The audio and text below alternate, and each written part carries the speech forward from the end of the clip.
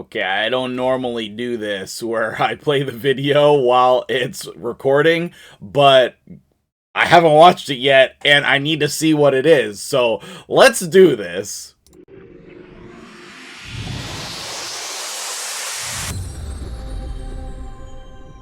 What's up, guys? MtgJedi here. Let's get right into it. I have a very bad feeling about this. Hello, everyone, and welcome to our latest update preview. Buckle up, this one's going to be... Okay, let me just say, I was a little bit worried about the visuals at first, because whatever they shared, that like website thing, whatever, it made them look bad. But thankfully, I was wrong. And what I'll do is at the end of the video, I will, if I have time, we'll see how long it is. But we do have the in-game visuals for all of the champions. But for now, we just need to watch the video. Be huge. After all, it's not every day that we announce a brand new champion rarity. Say hello to Mythical Champions. Worried about As it. they're the next step up from Legendary, we've gone all out to make Mythical Champions feel truly special. So what exactly makes them so next level? In a nutshell, Mythical Champions are essentially two champions in one. They can change between two forms through an exciting new mechanic we're calling Metamorph. Each form will have a different set of skills, and sometimes they'll change a champion's type entirely. Let's check out how these warriors of myth look in battle.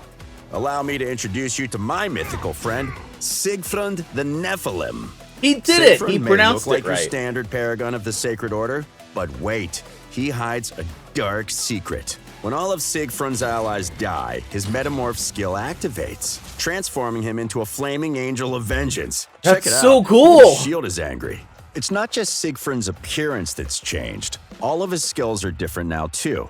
His first, or base form, focuses entirely on cracking skulls and dealing damage. Now that he's transformed into his second, or alternate form, he's a healer who can revive his fallen friends and get them back in the fight. He just literally does everything. His kit is so absurd, I can't even handle it. Like, he's a damage dealer and a support champion. He just can do all the things. So, there's a very quick demonstration of the Metamorph mechanic, the signature feature of Mythical Champions. Now, let's really get into the nuts and bolts of how they work. I'm pretty tired, so I'm gonna get some rogue energy while we're watching this. I'll put the link in the description below in case you need some as well. How to make the most out of them, and how to get them. We'll start with that last and most important point, how to get a Mythical Champion. Presenting Primal Shards. Okay. These new, angry-looking red shards will be your main way to summon Mythical Champions. They look cool. But you can also get rares, epics, and legendaries of all... Hold on. Hold on. But you can also get rares, epics, and... Valerium, what are you doing? What are you doing? You can also get rares, epics, and legendaries. These better be so freaking cheap. They better be cheap. Legendaries of all affinities, except Void from them too. At launch, there won't be any Mythical Void champions, but we'll be sure to let you know when that changes and how you can add them to your collection. So that means there will be Mythical Void champions. Also down here, you have 100 Primal Quartz to get one Mythical Shard. Primal Shards can also be formed by collecting Primal Quartz. Collect 100 of this mythical substance, and you can create a Primal Shard. Both Primal Shards and Quartz can be earned from certain events or other in-game activities, so get hunting.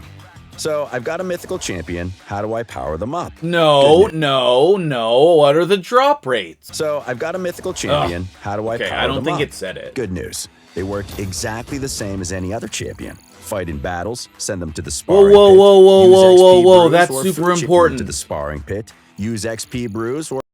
They start out at 6 stars, which I mean, I don't know if you know, I wasn't sure if that was going to be true or not.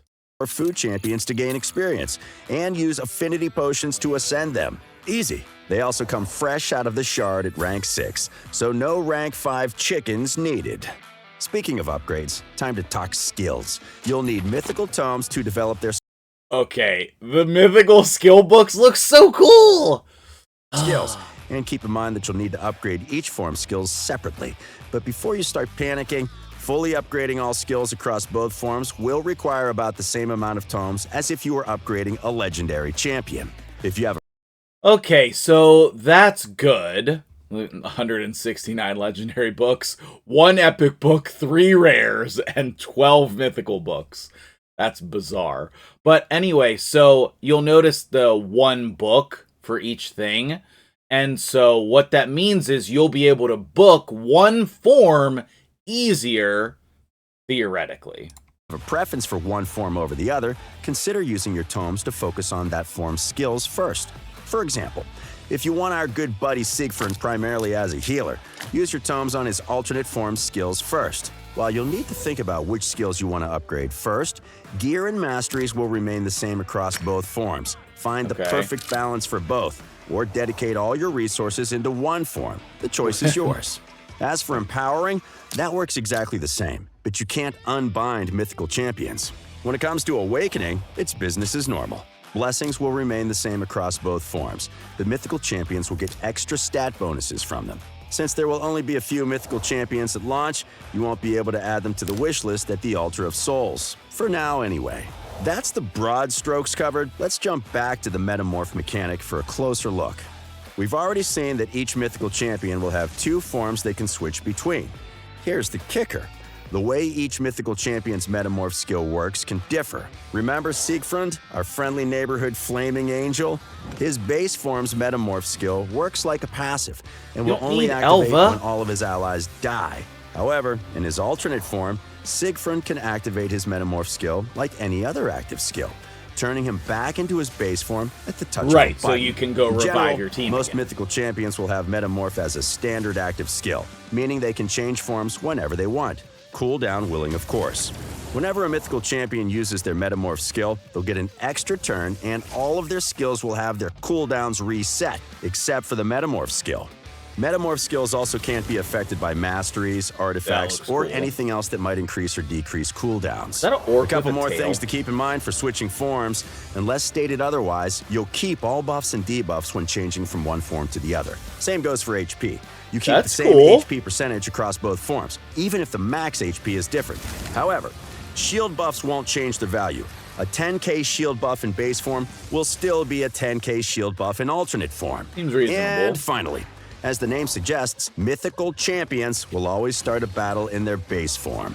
With mythical champions, we're adding a whole new level of utility that players can use to their advantage. While they're very versatile, you'll need to think really carefully about which gear, masteries, and blessings suit your playstyle and team composition. That we giant can't wait to sword see is how so these mythical cool. champions shake up Raid. Be sure to keep an eye on the release notes and check the news to see which events and activities will have primal shards or primal quartz as rewards. We're also planning a major new feature that will have a mythical champion as a reward. But I think you've had enough for today. And that's pretty much everything there is to know about mythical champions. But it wouldn't be an update preview without a champion I don't need to put it teaser. in here. So They're here's a going to do it sneak for peek me. at the first batch of mythical champions. He drops it? They look so cool. Don't forget to like the video and subscribe to the official Okay, the tree mech makes me so happy. Raid Shadow Legends YouTube channel to stay up to date with everything going on in I think they Teleria. showed all Have of them fun throughout and the happy years. raiding. Okay, so questions that I have right now. How do we get mythical books? Like, how do we get them? Where do they come from? I need to know where these mythical books come from. Okay, question number 2. Okay, I think that I know the answer to my second question. How do you get mythical souls? It shows on screen here. Let me back up like 1 second. 1 through 6 star mythical perfect souls. You're just going to get them from all of these. So maybe I need to do a second video today telling you guys not to summon because there's a... Plarium, you're so ridiculous. It literally comes in the game tomorrow. This Soul Chase tournament started today.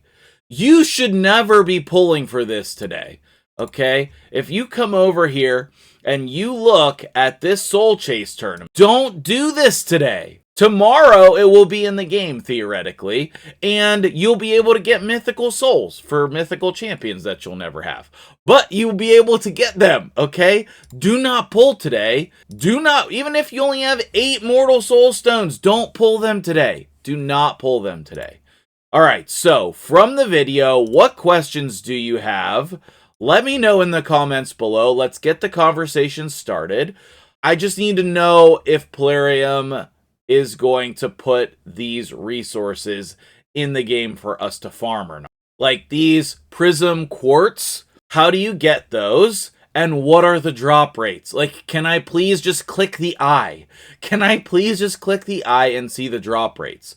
Because if we can get rares from them, then that makes it like an ancient shard. Like the primal shards are like ancient shards.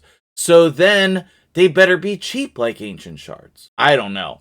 You need 100 shards to get 1 primal shard. So I don't know, but hopefully tomorrow we're going to have this information available to us in game. Alright, well, let's wrap up the video there. Thank you for watching, and I will see you guys in the next video.